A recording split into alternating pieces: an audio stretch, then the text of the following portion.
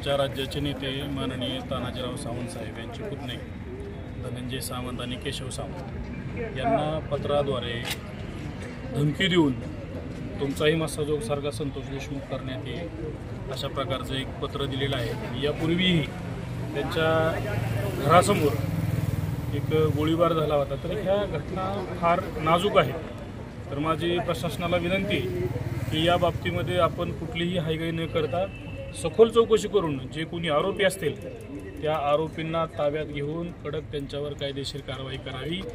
जर या जिल्ह्यामध्ये अशा नेते मंडळींना जर धमके मिळत असतील तर सामान्य नागरिकाचं काय असेल याचा विचार करण्याची आज वेळ आलेली आहे। त्याच्यामुळे प्रशासनाला विनंती आहे की आज आम्ही सर्व शिवसैनिकांनी मिळून हे निवेदन दिलेले आहे। या निवेदनाला आपण गांभीर्यानं घ्यावं व लवकरात लवकर या सर्व आरोपीचा शोध घेऊन त्यांच्यावर कारवाई करावी, नाहीतर पुढच्या काळामध्ये याच्यापेक्षा रस्त्यावर उतरून आम्ही तीव्र आंदोलन करू। काल जो प्रकार घडलेला आहे, माननीय आरोग्यमंत्री माननीय तानाजीराव सावंत साहेब जे ह्या महाराष्ट्र राज्याचे माजी आरोग्यमंत्री म्हणून त्यांनी या जिल्ह्याचे पालकमंत्री म्हणून काम केले। या परिस्थितीमध्ये त्यांचे जे पुतणे आहेत केशव सावंत साहेब असतील आणि धनंजय सावंत साहेब असतील यांना काल ट्रॅक्टरच्या ड्रायव्हर मार्फत एक चिठ्ठी पाठवण्यात आली आणि ती चिठ्ठी एका मोटरसायकलवरती 2 व्यक्ती होती, त्यांनी तोंडाला झाकून ती चिठ्ठी पाठवली गेली आणि त्याच्यामध्ये अशा पद्धतीची धमकी दिलेली आहे की त्याच्यामध्ये आम्ही तुम्हाला जे मसाजोगचं प्रकरण झालेलं आहे सरपंचाचं त्या पद्धतीची हालत आम्ही तुमची त्या ठिकाणी करू।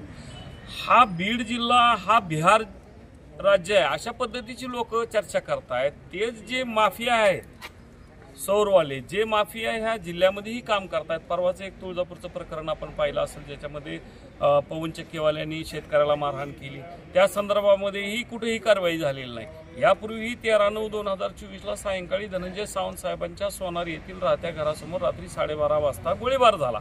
त्यातली हे आरोपी DSP कडे तपास असताना त्या ठिकाणी झालेला नाही, एकही आरोपी त्याच्यामध्ये अटक नाही।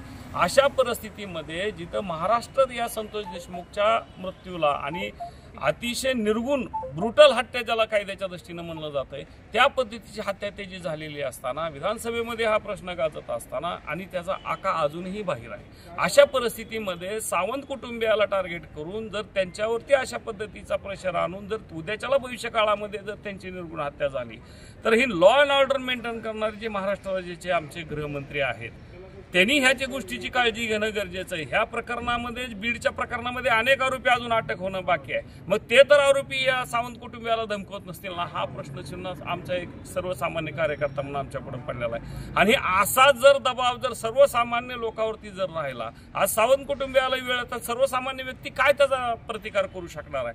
प्रशासन हातबल आहे अशा पद्धतीमध्ये। आणि या प्रकरणाची कुठंतरी धनंजय सावंत साहेबांच्या वरती झालेला गोळीबार असेल आणि कालचा जो प्रकार असेल याच्यामध्ये या प्रशासनाने जिल्ह्यातील पोलीस अधिकाऱ्यांनी कुठलीही कारवाई केलेली नाही, नाटही केलं नाही। त्यामुळे आमची अशी मुख्यमंत्र्यांना मागणी आहे की या प्रकरणाची चौकशी SIT मार्फत करावी, ज्याच्या माध्यमातून जे माफिया आहेत ज्याच्या माध्यमातून दहशत निर्माण करतायत त्यांच्यासह त्याच्या पाठीमागचे आका सुद्धा या प्रकरणामध्ये अटक करावी ही मागणी आमची माननीय मुख्यमंत्र्याला आम्ही जिल्हाधिकारी मार्फत केलेली आहे। आमची विनंती आहे की या मागणीचा तात्काळ मुख्यमंत्र्यांनी विचार करावा आणि तात्काळ कारवाई करावी। जर नाही कारवाई केली तर आम्ही निश्चितपणे या मागणीसाठी लोकशाही मार्गाने आंदोलन करणार। इथून पुढच्या काळामध्ये आम्ही निश्चितपणे असं निवेदन दिलेलं आहे। जर तात्काळ कारवाई केली नाही तर आम्ही शिवसेना स्टाईलने आंदोलन करू यापुढे।